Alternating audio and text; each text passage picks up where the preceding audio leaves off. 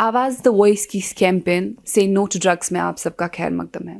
आज हमारे साथ जो जुड़ चुकी है वो है एक साइकोलॉजिस्ट है, एक मेंटल हेल्थ काउंसलर है जिनका नाम है निदा ज़हरा। इनसे हम बात करेंगे और देखेंगे कि इनके क्या ख़यालात है ड्रग अब्यूज़ को लेके।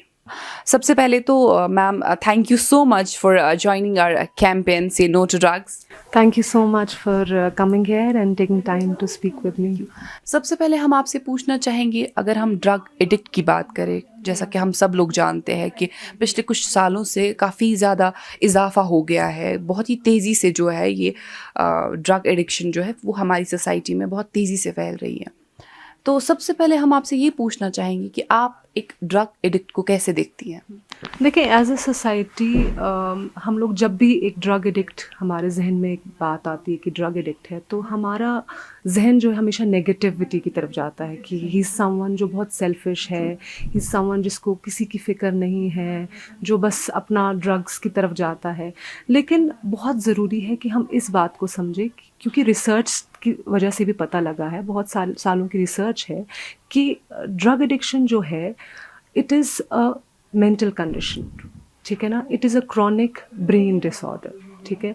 और जो एक ड्रग एडिक्ट होता है उसको बहुत ज़्यादा साइकोलॉजिकल हेल्प की ज़रूरत होती है, उसको बहुत ज़्यादा फिजिकल हेल्प की ज़रूरत होती है, क्योंकि once he is addicted on drugs उसकी फिजिकल कंडीशन भी ख़राब हो जाती है, साइकोलॉजिकल तो होती भी है। सो फर्स्ट ऑफ ऑल हमारा जो नज़रिया होना चाहिए वो बिल्कुल शिफ्ट हो जाना चाहिए, एक बहुत रहम का नज़रिया होना चाहिए उनकी तरफ, क्योंकि वो एज़ गुड एज़ कोई बीमार जिसको जहनी अमराज है उसी तरह एक ड्रग एडिक्ट भी होता है, क्योंकि drug addiction is related to mental conditions, ठीक है। और जो 60% जो सब्सटेंस अब्यूज़ डिसऑर्डर्स हैं उसका जो कोमॉर्बिडिटी है, मतलब जिनको सब्सटेंस अब्यूज़ जो करते हैं लोग या हमारे बच्चे जो हैं जो इसमें मुब्तला हैं, वो किसी ना किसी जहनी अमराज में भी इन्वॉल्व हैं, ठीक है। देखिए, सब्सटेंस अब्यूज़ है क्या? सब्सटेंस अब्यूज़ एक ऐसी चीज़ है जहाँ पे you are constantly seeking drugs, जहाँ पे आपको एक ऐसी तलब होती है ड्रग्स की कि आप इवन नोइंग कि इसके नेगेटिव कॉन्सिक्वेंसेस क्या हैं, उसके बावजूद भी आप इतने इम्पल्सिव हो जाते हैं कि आप ड्रग्स लेने पे मजबूर हो जाते हैं। और ये जो इम्पल्सिविटी है, it is one of the symptoms, it can be one of the symptoms of any mental health condition, ठीक है। तो that means it has a vicious cycle.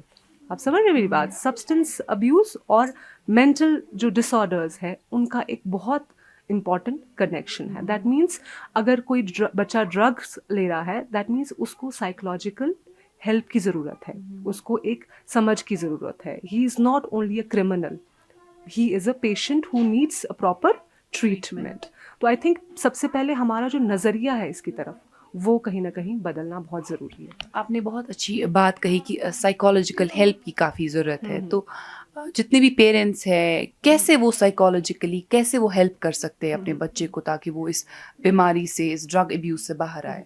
लेकिन पहले तो बहुत सारे जो इश्यूज़ हैं, जो फैक्टर्स रिस्पॉन्सिबल हैं, जो साइको सोशल फैक्टर्स हैं, साइको सोशल एज इन जिसमें साइकोलॉजिकल एस्पेक्ट भी है और सोशल एस्पेक्ट भी है, क्योंकि जब एक बच्चा बड़ा होता है उसकी पर्सनालिटी जो ही बढ़ती है या आपका जो साइकोलॉजिकल मेकअप बनता है, आपके साइकोलॉजिकल मेकअप का एक बहुत इम्पॉर्टेंट इम्पैक्ट होता है आपके सोशल मेकअप के साथ, ठीक है, कि आपका माहौल कैसा है, आपकी अपब्रिंगिंग कैसी है, ठीक है।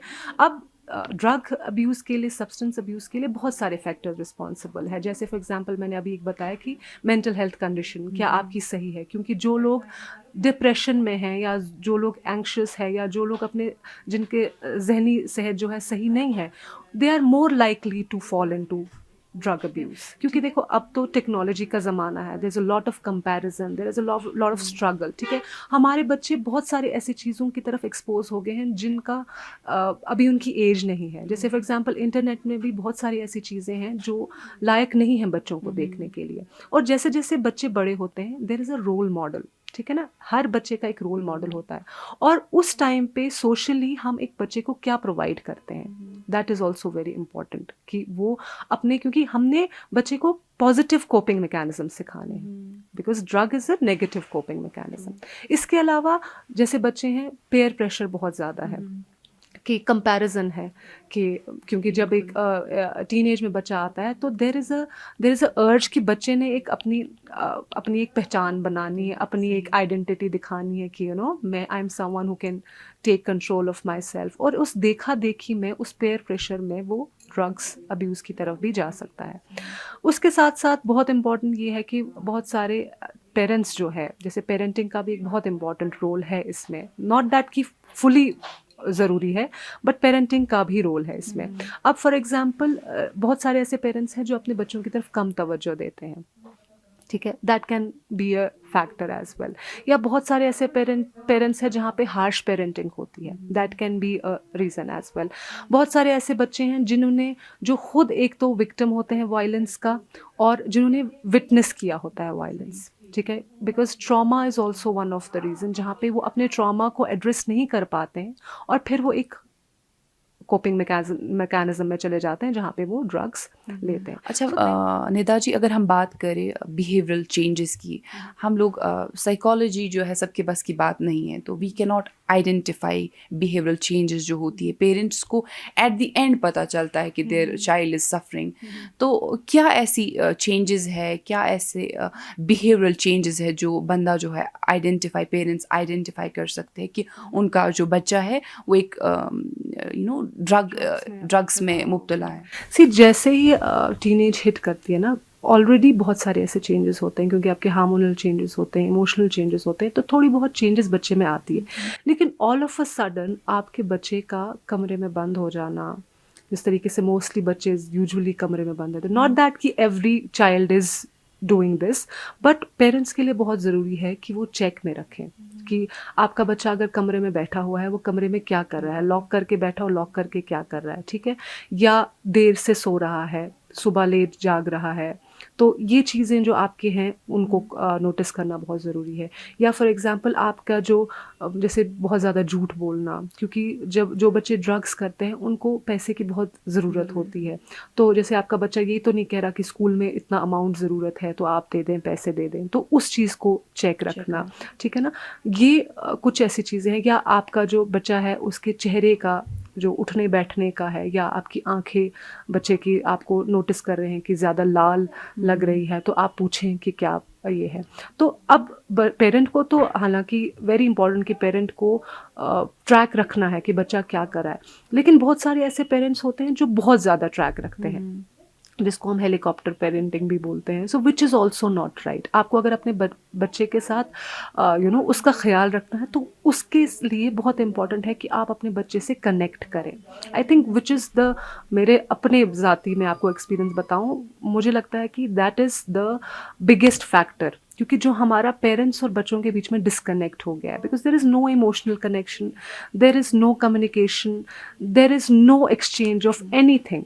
इसीलिए बच्चा जो है he has nowhere to go, ठीक है। और जब भी बच्चे के साथ, क्योंकि परेशानियां तो आनी है बच्चे की लाइफ में, बड़ों की लाइफ में भी, तो बच्चे के सर पे जब वो परेशानियां आती है वो बच्चा उस चीज़ को संभाल नहीं पाता है, और this is an easy escape for him. और जब उसके ऊपर आपके जब उनके फ्रेंड्स भी ऐसे ही हैं जो इन्वॉल्व हैं, तो उनके लिए एक बहुत आसान रास्ता निकल आता है। और हमारे जो पेरेंट्स होते हैं मोस्टली उनको अंदाज़ा भी नहीं होता कि हमारा बच्चा ये कर सकता है। लेकिन साथ ही साथ ये भी ध्यान में रखना है कि अपने बच्चों को ओवर बर्डन भी नहीं करना है। एक कनेक्शन डेवलप करने की बहुत ज़रूरी है, ताकि हम बहुत ईजीली उनको समझ सकें और उनकी प्रॉब्लम्स को समझ सकें। अच्छा निदा जी, हमारी कैंपेन के थ्रू जितने भी आपको लोग देख रहे हैं, एज अ साइकोलॉजिस्ट आपकी मैसेज क्या रहेगी लोगों को? देखिए, मेरी मैसेज यही रहेगी, क्योंकि हमारे टुडेज़ लाइफ जो मैं देख रही हूँ, हमारा there is a lot of comparison, ठीक है ना। चाहे वो आप मीडिया को लेके चलो या आप डेली लाइफ में भी चलो, मेरा हमेशा यही कहना होता है कि there is a difference. See, your life is different, my life is different, your priorities are different, my priorities are different, your idea of happiness is different, my idea of happiness is different. So हमारी struggles भी different है, हमारा idea of success भी different है। इसीलिए अपनी struggle को समझना, बिकॉज हम अलग अलग इंडिविजुअल्स हैं और हमारी अपनी अलग अलग जर्नीज़ हैं, तो इस देखा देखी में हम कहीं ना कहीं अपने आप को भूल जाते हैं और कोई और बनने की कोशिश करते हैं। तो मेरा यही मैसेज है कि जितना आप कोशिश करें अपने आप को समझने की कोशिश करें। एक बहुत ब्यूटीफुल सा कोट जो मैं हमेशा बोलती हूँ जहाँ पे भी मुझे मौका मिलता है, क्योंकि it is very close to my heart. एक सेइंग है कि मन अरफ़ा नफ्सा फ़कत अरफ़ अल्लाह। सो दैट मीन्स कि if you really want to connect to God, you have to connect to your own नफ्स। So only then you can connect to the supreme God. So it's very important to look inwards, क्योंकि बहुत सारी चीज़ें ऐसी हैं जो हमारे अंदर ही हमको मिलेंगी। बहुत बहुत शुक्रिया डॉक्टर निदा हमारे साथ जुड़ने के लिए। काफ़ी अच्छा लगा आपने हमें अपनी कीमती वक्त में से हमारी कैंपेन जो है, हमारी मुहिम जो है, आवाज़ द वॉइस की जो ये मुहिम है, से नो टू ड्रग्स में आपने हिस्सा लिया। बहुत बहुत शुक्रिया।